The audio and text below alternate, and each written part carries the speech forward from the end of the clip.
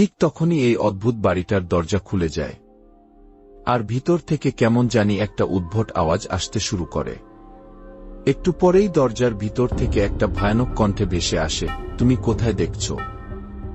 এই আওয়াজ শুনে ভয়ে ছেলেটা সেখান থেকে চলে যেতে থাকে, কিন্তু যখন সে ঔষধটা ব্যাগে রাখতে যায় তখন সেটা হাত ফসকে পড়ে নিচে ছড়িয়ে যায়।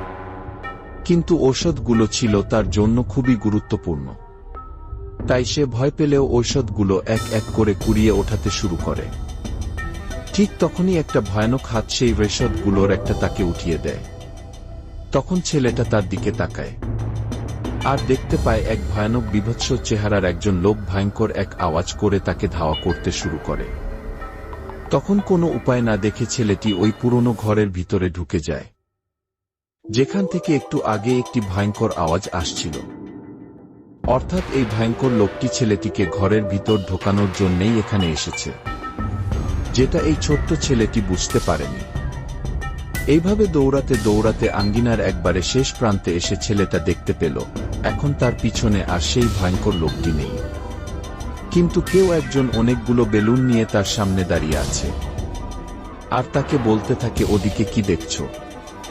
আমি তো এখানে। যাবে আমার বাড়িতে? চলো আমার সাথে। এটা দেখে ছেলেটা ভয় কি করবে কিছুই বুঝতে পারে না, কিন্তু একসময় সে বাউন্ডারির একটি ফাঁকা জায়গা দিয়ে বের হয়ে যায়। কি ভাবছেন ছেলেটা কি বেঁচে গিয়েছে? না, এই রাক্ষস যাকে একবার টার্গেট করে সে কখনোই তার পিছু ছাড়ে না। আর পরবর্তীতে শুধু এই ছেলেটাই নয়, বরং সাথে তার বন্ধু বান্ধব সবাইকেই এই রাক্ষসটা এক এক করে তার নিজের জালে ফাঁসাতে শুরু করবে। আর এই পুরো ঘটনাটি দেখার জন্য আপনাকে দেখতে হবে 2017 সালের হরর মুভি ইট।